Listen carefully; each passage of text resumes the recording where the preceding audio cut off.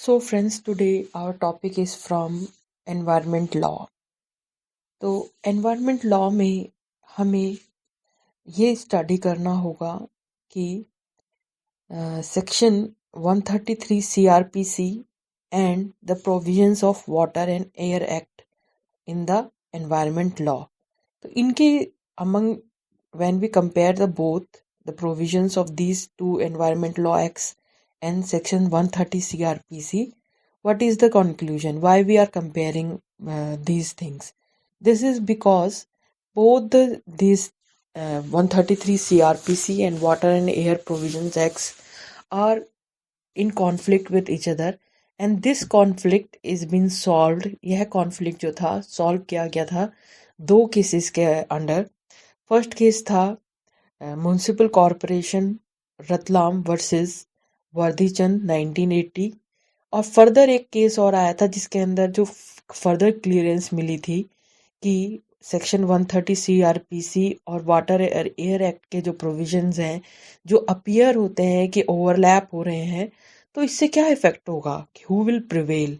तो this conflict is been cleared in another case, that is State of MP versus Kiria Leather and Liquor Limited. That is the another case. So first we have to go through. हमें पहले देखना पड़ेगा कि ये conflict arise ही क्यों हुआ, कि what's the reason, क्यों अराइज हो रहा है ये कॉन्फ्लिक्ट. तो हम देखते हैं. तो इसके लिए हम ये देखेंगे कि सेक्शन 133 CRPC बोलता क्या है, कहता क्या है. तो हम देखेंगे. तो चलो हम इसे रीड आउट कर लेते हैं. Whenever a district magistrate or a subdivisional magistrate or any other executive magistrate specially empowered in the behalf by the state government on receiving the report of the police officer or other information and on taking such evidence, if any, as he thinks fit, considers that any unlawful obstructions or nuisance should be removed from any public place or from any way, river, or channel which is or may be lawfully used by the public, or that the conduct of any trade or occupation or the keeping of any goods or merchandises. तो friends, जब हम इस section को पढ़ते हैं तो हमें appears होता है, ये दिखता है कि डिस्ट्रिक्ट मजिस्ट्रेट हो, सब डिविजनल मजिस्ट्रेट हो, या कोई एग्जीक्यूटिव और एनी एग्जीक्यूटिव मजिस्ट्रेट है, स्टेट गवर्नमेंट से इनको पावर मिली हुई है कि ये police report on the basis of police report और अपने ही मतलब according to if they get any evidences, if they think कि there is any kind of public nuisance is going on. तो फ्रेंड्स, ये 133 CRPC है, आप इसको एक बार देख लेना क्योंकि ये काफ़ी बड़ा सेक्शन है. मैंने ये पूरा सेक्शन नहीं लिखा हुआ है, इसका बिगनिंग लिखा हुआ है. तो ये जो है basically after going through 133 CRPC हमें ये क्लियर होता है कि ये सेक्शन बेसिकली डील करता है, ये पावर देता है magistrate and executive magistrate and sub divisional magistrate को कि अगर वो अपेयर हो रहा है कि कोई पब्लिक न्यूजेंस हो रहा है जो कि पब्लिक की हेल्थ या लाइफ को इफ़ेक्ट करता है.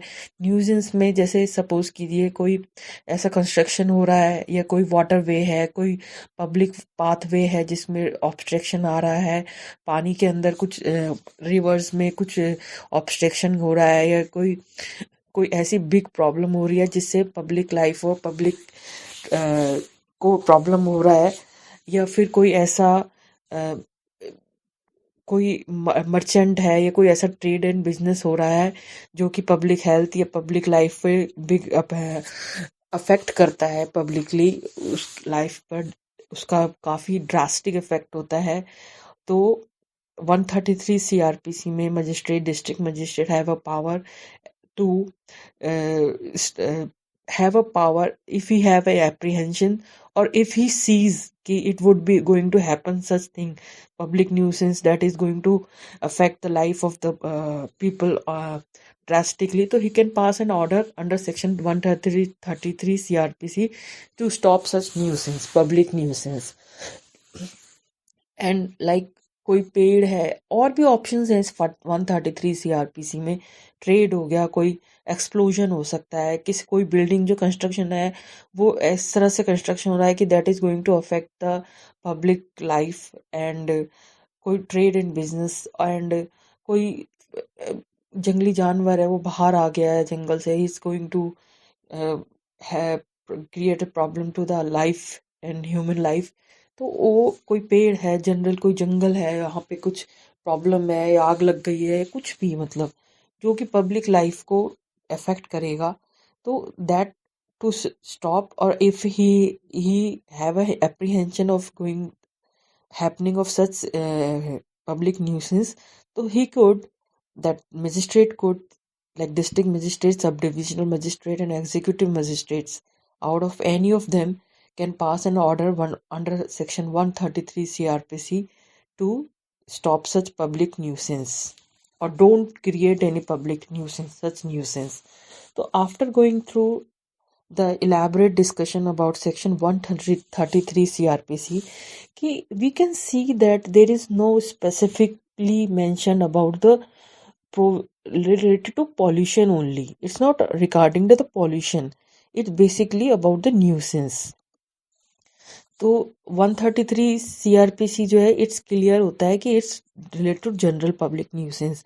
Now when we compare it with the water and provision air acts that are enacted after the formation of CRPC, long after the formation of CRPC, so these are the special enactments, uh, water and that is pollution, regarding water pollution and prevention act, and another is air pollution prevention act, that are being enacted for especially for the control of pollution under the environment law. So why this question appears ki why we are comparing 133 CRPC with the provisions of water and air acts. This comparison comes when the questions arise in the following cases. This conflict is been solved कि which section will prevail, कौन सा section जो है prevail करेगा, क्या provisions of water and air acts के provisions prevail करेंगे या 133 सीआरपीसी प्रिवेल करेगा, कौन सा इन दोनों में कंपैरिजन का रीज़न ये आया जबकि situations I in these following cases. The above conflict कि इन दोनों सेक्शंस में से, इन दोनों एनैक्टमेंट्स में से, सीआरपीसी 133 सीआरपीसी या provisions of air and water act, इन दोनों में से किसका एप्लीकेशन विल प्रिवेल. तो this question has been clarified in the following cases. One is Municipal Corporation Ratlam versus Bhartichand 1980, and another case was State of MP versus Kiria Leather and Liquor Limited 2003 का case है. तो friends, इस video में मैं आपको first case समझा दूंगी, municipal corporation Ratlam versus Bharatichand 1980. इसके बाद मैं सेकंड वीडियो में आपको state of MP versus Keria leather and liquor limited 2003 का केस समझा दूंगी. तो फ्रेंड्स, हम इस केस को स्टडी करते हैं, municipal corporation versus Ratlam versus Bharatichand 1980. तो फ्रेंड्स, इसमें क्या हुआ था, people of Ratlam complained to SDM. Facts of the case are: people of Ratlam complained to the SDM of area regarding the drastic condition of drainage and not available. Public toilets are not available. This caused the public life miserable due to foul smell and dirty surroundings. तो students क्या हुआ कि रतलाम के लोगों ने SDM के पास जाके complaint करी कि यहाँ पे जो है क्लीनिंगनेस नहीं है, जो ड्रेनेज सिस्टम है वो पूरी तरह से डिस्ट्रॉय हो रहा है एंड मिजरेबल है, पब्लिक टॉयलेट्स नहीं है. तो they are using this public surroundings for the purpose of the toilets. तो जिससे जो है एक तरह का गंदा एनवायरनमेंट हो गया था, गंदी बदबू आ रही थी, डर्टी एनवायरनमेंट्स हो गया था, that's causing a harm to the public health at last. तो एसडीएम ने इस कंडीशंस को देखने के बाद कि हाँ, this is causing a huge effect on the health of the people. तो एसडीएम ने एक सेक्शन 133 सीआरपीसी के अंडर एक ऑर्डर पास किया to make public toilets and proper drainage conditions to the municipal corporation of Ratlam. तो ये order जो था एसडीएम का, it makes municipal corporation it put an obligation on this body municipal corporation to make such public toilets and proper drainage system, so that the public nuisance that is going on, will be stopped, which is causing a problem in the health of the people of Ratlam. then municipal corporation बोलता है कि नहीं, we will not follow this order, denied to follow the order, alleging the incapacity of funds. तो municipal corporation इस order को मानने से मना कर देता है. रीजन बोलता है incapacity of funds, and the order was challenged by the municipal corporation in high court. ये जो ऑर्डर है 133 सीआरपीसी का, ये कोर्ट में इसको चैलेंज करते हैं म्यूनसिपल कॉरपोरेशन. तो इशू ऑफ द केस क्या है? Can a court can compel a statutory body to carry out its duty to community. क्या कोई कोर्ट जो है किसी स्टैट्यूटरी बॉडी यानी कि म्यूनसिपल कॉरपोरेशन की बात हो रही है उसको कंपेल कर सकता है अब कि वो कम्युनिटी के रिगार्डिंग अब किसी ड्यूटी को करे? ये उसके अंडर इस ज्यूरिडिक्शन है कि नहीं?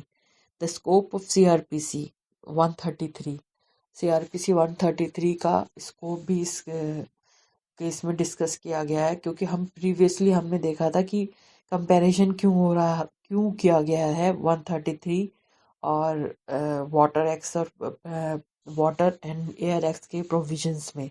तो ये इनिशियल केस है. इसमें फर्दर हम जब सेकंड केस देखेंगे, that is state of MP versus Keria leather and liquor, उसमें स्पेसिफिकली बताया जाएगा कि water and air act provisions क्यों कंपेयर किए जा रहे हैं सेक्शन सीआरपीसी 133 के साथ. तो फर्स्ट ऑफ ऑल हम पहले ही देख लेते हैं कि 133 सीआरपीसी को यहाँ पे जो ऑर्डर दिया गया है कि वैलिड है कि नहीं है, और 133 सीआरपीसी का स्कोप और होराइजन कितना है. तो फ्रेंड्स, इसमें आप देख सकते हो कि ये जो पब्लिक टॉयलेट्स है, ड्रेनेज सिस्टम है, क्योंकि इम्प्रॉपर सिस्टम था तो people use to put their wastage in the regular water sewage. जो रेगुलर वाटर वेज हैं, नदियाँ हैं, उसी के अंदर टॉयलेट्स जा रहा था. कोई भी प्रॉपर हाइजीनिक प्रॉपर सिस्टम नहीं था. तो इसके बाद जो है, अभी तो इस केस में हम सिर्फ 133 के स्कोप के बारे में देखेंगे. फिर हम इसका अनदर केस में जो है हम इसका वाटर एंड एयर एक्ट के प्रोविजन के साथ कंपैरिजन भी देखेंगे. तो whether the point of the discussion, air act provision when compare water and air act provisions, तो students before the court decision, तो हम ये पॉइंट ऑफ डिस्कशन देख लेते हैं कि इस केस का डिसीजन किस पॉइंट्स के ऊपर जस्टिफाई किया गया है. Water and Air Act's provisions when compared with Section 133 of CRPC. The question arises that the area of operation overlap with each other. Although the Water and Air Acts are special laws and Section 133 CRPC is a general law, the special law prevails the general law. तो students, इसमें इस case में जो है section CrPC 133 के validity को challenge किया गया कि वेदर सीआरपीसी जो वाटर, क्योंकि ये केस जो था रिलेटेड था पॉल्यूशन के रिगार्डिंग.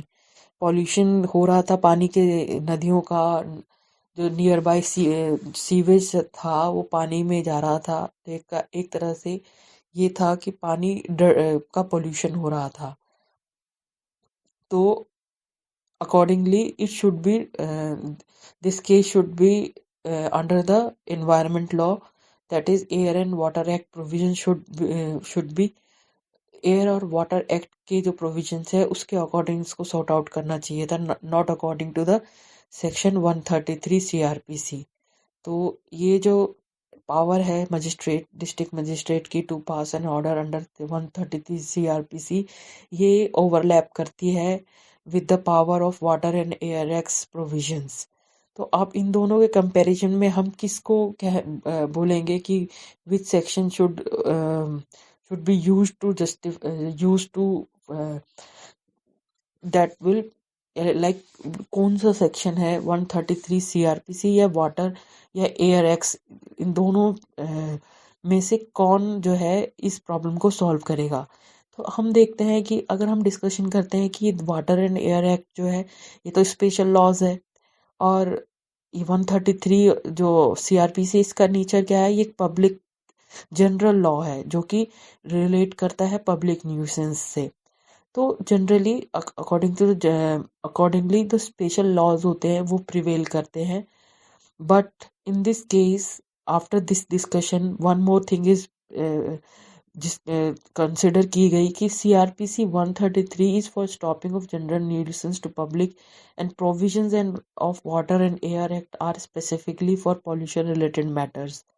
तो इनका जो एरिया ऑफ ऑपरेशंस है वो एक होते हुए भी डिफरेंट है, एक होते हुए भी मतलब हम कह सकते हैं कि 133 का जो एरिया है पब्लिक न्यूसेंस है, और एयर एंड वाटर एक्ट का जो है स्पेसिफिकली फॉर पॉल्यूशन है। ऑल्दो यहाँ पर वाटर पॉल्यूशन से का कुछ पार्ट कंसिडर किया जा रहा है, but it's not like that कि CrPC 133 is wrong here to apply and the order is not justified.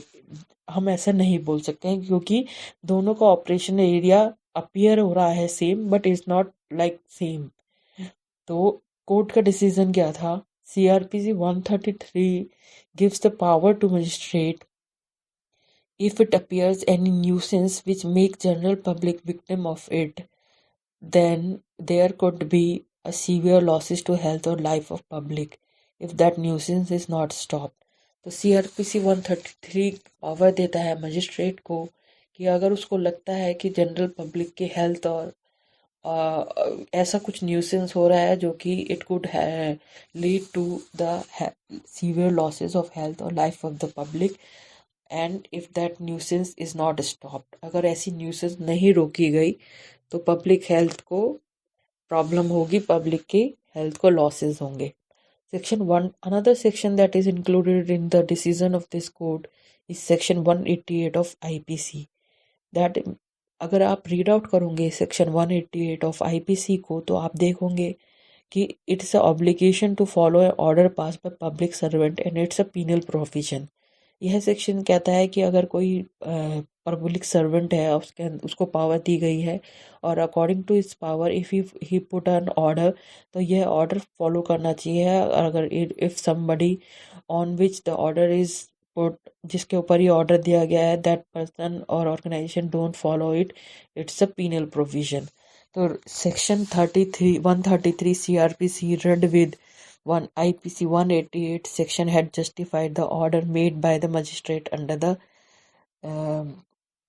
133 CRPC। तो ये जो ऑर्डर दिया गया था under CRPC 133 was considered as a justified by the court when these both section are read together, that is section 133 CRPC and section IPC 188। So friends, in next video we are going to study more detail about comparing the section CRPC 133 and water and provisions, water and air acts provisions, why there is a conflict among them, then the more clear view that why both are mutually exclusive. So that case, that is state of MP versus Kiria Leather and Liquid Limited 2003 will clear it कि both the comparison is not worthy and both the section that CRPC 133 and water and air acts provisions are mutually exclusive. It would going to be more clear in that case. So after going through this video, friends, go to another video as well to clear yourself about the concept of this under the environment law. So thank you for now, and please subscribe us and share your views so that the content would be content that I made will be as per your requirement. Please share, like, and Please share your views as well. Thank you.